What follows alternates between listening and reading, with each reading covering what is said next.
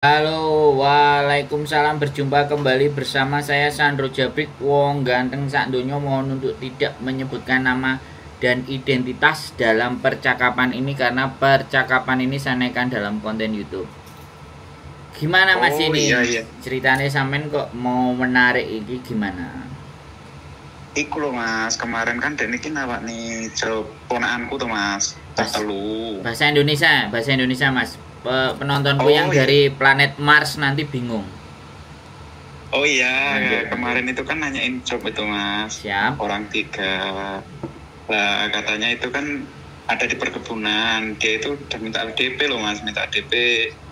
Anak yang pertama itu dimintain 1.800.000 orang satunya itu.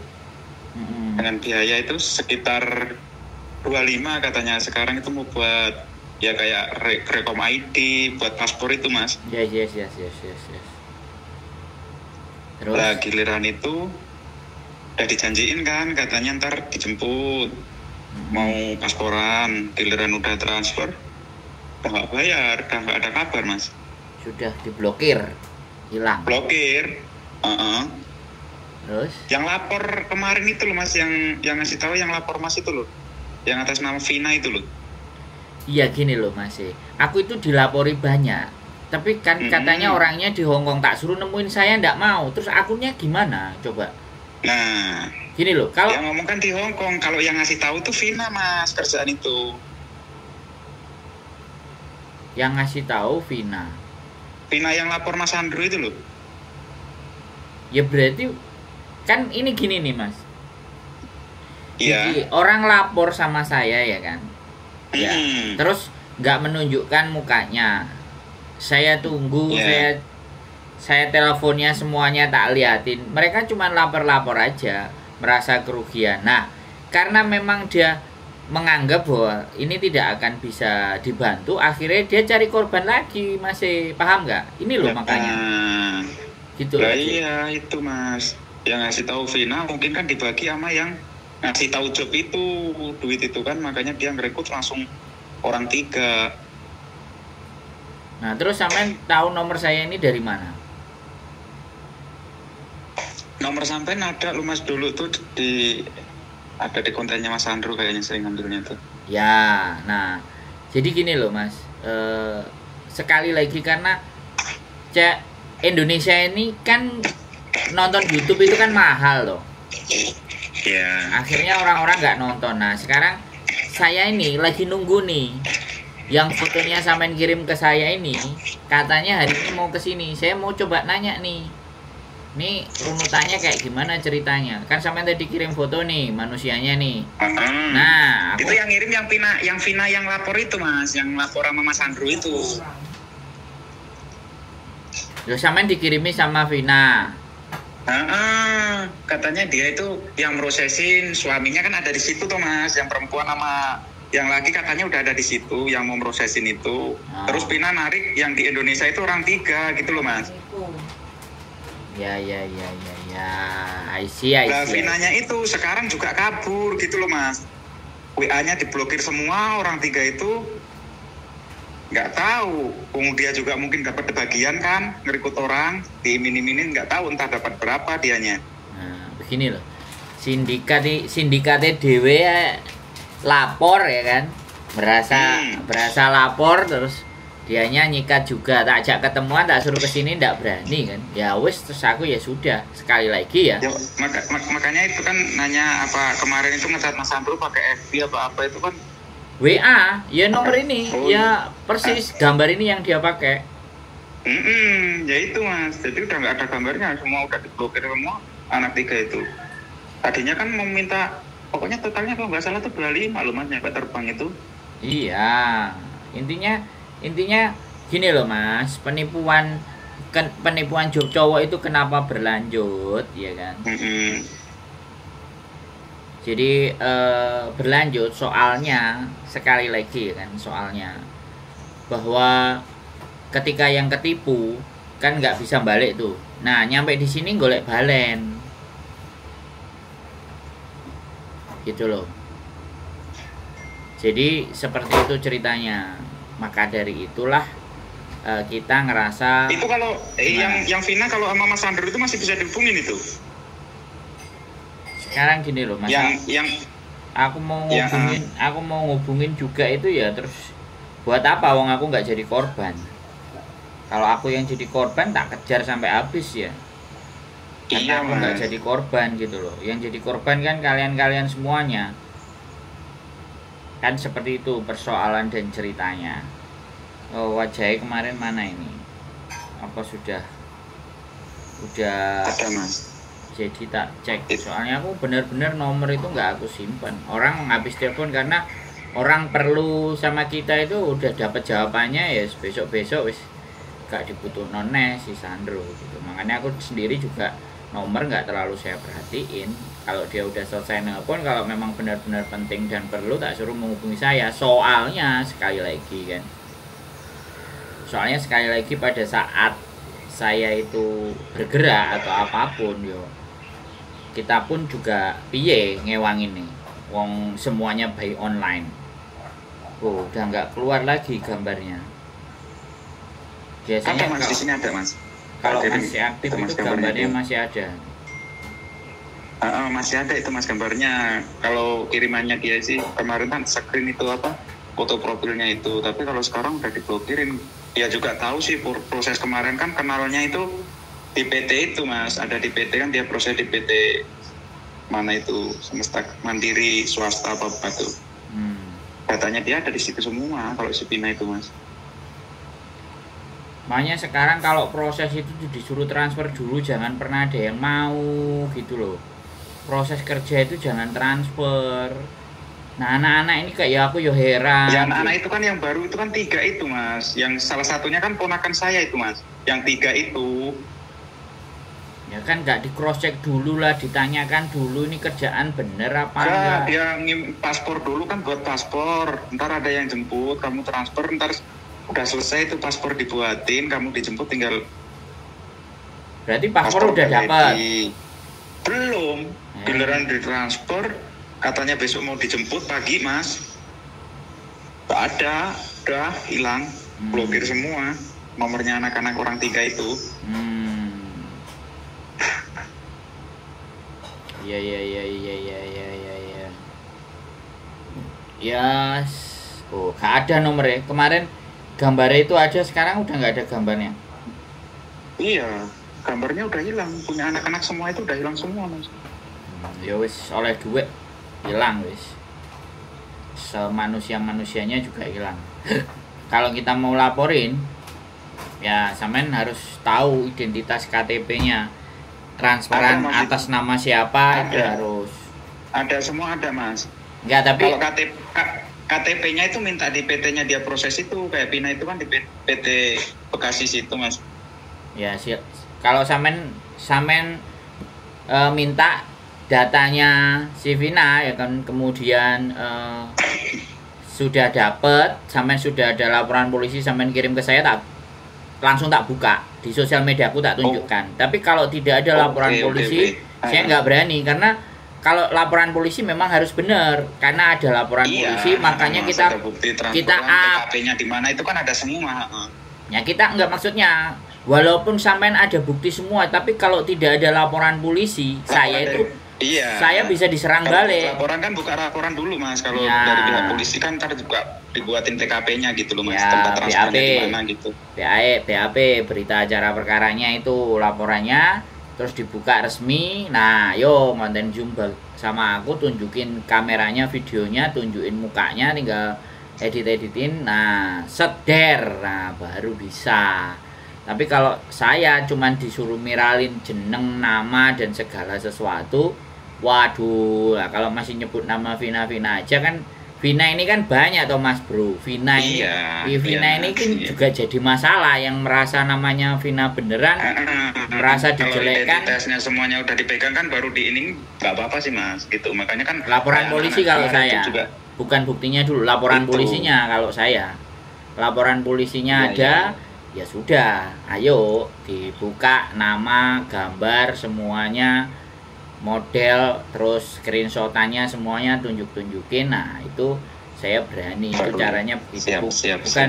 Bukan enggak kan bagaimana. kasihan juga loh, ntar di belakangnya itu kan kayak gitu juga loh Mas, yang dikerjain dia cuma kayak gitu gitu loh. Duh, Kalau nggak di iya, sekarang saya tahu ya. Saya kasih tahu Mas. Penipuan job cowok sindikat ini kalau kita hitung mundur ke belakang, itu kalau dihitung 10, 11 sampai 12 tahun yang lalu itu sudah ada. sudah iya. Sudah ada. Cuman karena mulainya ada konten kreator kayak saya yang buka-bukain itu semuanya, itu berkurang, lebih waspada, tapi nggak hilang, tapi cuman berkurang saja.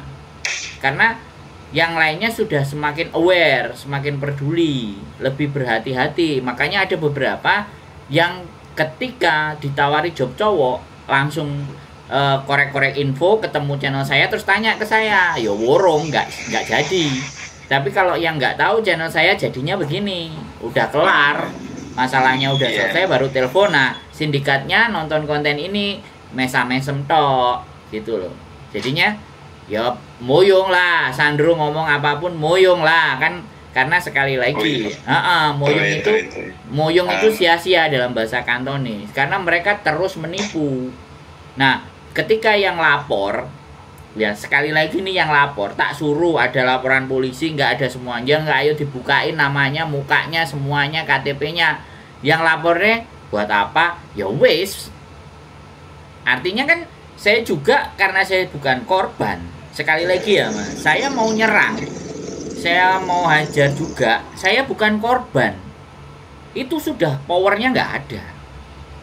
Ya kan. Nah, saya memajang fotonya dia tanpa ada bukti, ya kan, tanpa ada saksi dan semuanya, lah ya bunuh diri no Mas Bro. Mereka ngerti bahwa Sandro ini nggak asal buka, beda sama konten-konten yang lainnya. Terus gak peduli, aku nggak mau Mas. Jadi bagi saya kalau memang ada serius yang mau buka datanya dan ada pelaporan polisi atas nama di kantor polisi mana, semuanya is okay. Jadi seperti itu Mas. Jadi sekali lagi saya hanya bisa koar-koar dan hanya bisa menghimbau. Bagi yang tidak menonton konten saya, ya wes siap-siap. Tapi yang sudah menonton konten saya, minimalnya mereka akan alarmnya bunyi. Kalau menurut saya sih seperti itu. Ya sekali lagi bukan tanggung jawab saya juga sebenarnya untuk ngasih warning itu. Ya mungkin saya dianggap kurang kerjaan aja, bikin konten yang kayak gitu mungkin ya. Bagi saya sih, saya nggak peduli, saya tetap konten, saya menyuarakan persoalan-persoalan dari teman-teman. Nah selanjutnya kan kalau sampai ada korban lagi banyak berjatuhan, saya cuman berpikir ya sudah, kontenku belum sampai ke mereka, aku cuman mikir gitu aja. Nah ketika tak ajak korbannya itu, ayo siapa, kamu lapor ke polisi, surat laporanmu atas nomor berapa di kepolisian mana, tak buka. Kalau identitasnya ada, aku sekalian bisa ngomong juga sama polisi KJRI yang punya ranah di Indonesia. Ya aku ngomong sama dia, dianya mau nggak aku ajak podcast tentang maraknya kasus kayak gini dan ini datanya udah ketangkep. Nah bisa nggak kita laporin ke kepolisian. Nah kalau kita cari ke pengacara, lapor bayar minta duit. Tapi kalau kita lapornya sama polisi KJRI kan ya itu sebagiannya dari polisi, ya nggak tahu mereka bergerak di Indonesianya mau bergerak. Tapi saya pernah ada satu anak lapor, saya bawa ke KJRI, anaknya menceritakan ke KJRI, PT-nya disebutkan, kantornya disebutkan, satu malam dua hari digerebek. Nah setelah digerebek tidak ada laporan ke saya lagi, tidak ada, polisi kan nggak berhak laporan ke saya. Tapi habis digerebek itu ada berita, saya sempat melihat nama PT yang dilaporkan sama anak yang mengirim kemarin sudah digerebek. Ya sudah, kan itu prestasinya polisi, bukan prestasinya saya. Saya kan menemukan di konten. Nah kayak gitu Mas. Kalau polisi kalau udah dibawa sama polisi ya sudah, kan urusannya memang polisi untuk nangkep segala sesuatu. Saya cuma bawa korbannya aja. Nah korbannya tak ajak ke KJRI, korbannya saya ajak karena dia sudah berangkat, tapi tidak bisa menindak yang ada di Hong Kong. Yang bisa ditindak yang keberangkatan dari Indonesia, karena waktu itu kalau nggak salah yang berangkat 7 Mas. Oh 7, yang 1 berot, yang 6 masih manut sama sindikatnya. Yang 1 berot, akhirnya cari ke kita bawa ke kantor polisi. Waktu itu kalau nggak salah kantor polisi Samsipo, kalau nggak mongkok. Saya datang ke kantor polisi Samsipo. Saya bawa ke kantor polisi Samsipo. Kemudian polisi tidak bisa menerima karena status 7 anak tadi yang masuk ke sini itu masih visanya hidup. Jadi kalau visanya hidup kan nggak bisa ditindak. Akhirnya saya bawa lagi ke KJRI. Nah setelah saya bawa ke KJRI, PT-nya kena. PT-nya alamatnya ada, disebutin nama, alamatnya, dan dia sebagai korbannya. Oke, dicatat dia. Polisi cross check ke sana, telepon. Polisi KJRI-nya langsung telepon teman-temannya yang ada di Bekasi waktu itu kalau nggak salah. Ya digulung, selesai. Karena benar-benar ada laporan dari sang korban. Nah ini korbannya nggak lapor ke saya. Yang lapor sampean masih saudaranya lagi, kan panjang sekali ceritanya. Bisa dipahami nggak? Iya. Saya juga saya sekali lagi saya bilang sama sampean ya. Saya itu apa-apa lapor sama polisi. Polisi yang ada di Hong Kong, polisi Indonesia, polisi KJRI. Saya juga masih ditanya, Anda sebagai apa? Coba, kalau kita mau bantu orang, ya kan? Kemudian dia nggak salah, polisi kan pasti kan, kamu siapa untuk verifikasi? Dari bentuk pertanyaan itu, selama korbannya nggak ngomong ke saya, korbannya nggak nyari saya, langsung tak kasih nomornya dia, aku nggak mau berurusan. Bisa dipahami nggak maksud saya? Iya. Ya, saya kan jelas, konten saya ada, konten saya dilihat, tapi itu tidak cukup buat polisi. Ya, karena memang skemanya polisi itu, Anda sebagai siapa? Korban. Nah, baru omongannya bisa dipercaya, bisa menunjukkan kenapa bukti-bukti sampean jadi korban. Lah kalau aku ditanyain, Anda sebagai apa? YouTuber. Walaupun aku pegang-pegang bukti, kamu nggak jadi korban. Merongos masih. Pinginnya nolong jadi kisinan. Nah itu, saya sekali sudah. Saya pernah soalnya, saya benar-benar pengalaman itu terjadi buat saya. Saya nanya langsung ke ibu polisinya. Anda sebagai apa? Sedangkan polisi tidak pernah. Ya kurang kerjaan lah ibaratnya kalau dia mau sampai menceritakan hal kayak gitu. Ya negeri Konoha saya nggak berani ngomong lah. Makanya saya kenapa saya ada di Hong Kong. Karena sekali lagi hal-hal yang baik itu kita sebarkan belum tentu. Semua orang, semua pihak, semua stakeholder yang berhubungan di situ itu merespon atas apa yang kita laporkan. Tidak begitu konsepnya kalau negara Konoha. Bisa dipahami kan? Ya adik sampean kalau mau diproses, mau cari, ya monggo. Berhenti aja di laporan polisi, gak apa-apa. Iya. Minimalnya pengalamannya dia itu tidak terjadi ke teman-teman yang lain. Bahkan kalau sampean nggak harus dengan saya nih, sampean dengan sosial medianya adik sampean, sosial media sampean, siapapun sosial medianya atau TikTok atau pakai TikTok atau Facebook Reel atau siapa, semuanya di share aja, bagi saya itu bagus. Makanya saya kalau ada anak-anak yang kena tipu dan semuanya berani melaporkan, hanya melaporkan aja. Kalau melaporkan kan nggak terlalu ada biaya toh, melaporkan saja, terus itu diunggah itu sebagai bentuk kewaspadaan. Indonesia cari kerjaan susah, mau keluar negeri jatuhnya kayak gini, dan itu terus loh mas. Dan aku rasa orang yang melakukan ini ya orang itu aja, tapi tak tersentuh gitu. Tak kabarin tuh yang adek-adeknya itu, tak tanya itu gimana mas, kasihan juga. Ya gimana mas, ya kita selalu, saya pun bikin konten itu nggak sedikit tentang penipuan job cowok mas. Tapi yang bisa kita lakukan kan cuman ya wis, aku bukan korban. Bukan berarti saya nggak berempati kepada korban, tapi ayolah korban ini ngomong cerita. Lah korban ini kok nek ngomong, ya aku kok digoblok-goblokno semua lah, iki padha koyo ngono terus piye jan. Ya kan, kitanya kan jadi piye, seperti apa. Sedangkan prinsip saya memberitakan sesuatu, kalau berita itu tidak A1 valid, saya tunggu dulu. Saya tidak mengejar sebuah bentuk keviralan, enggak. saya valid, oke, karena dipercaya orang itu berat Mas ya. Bisa dipercaya itu tanggung jawab.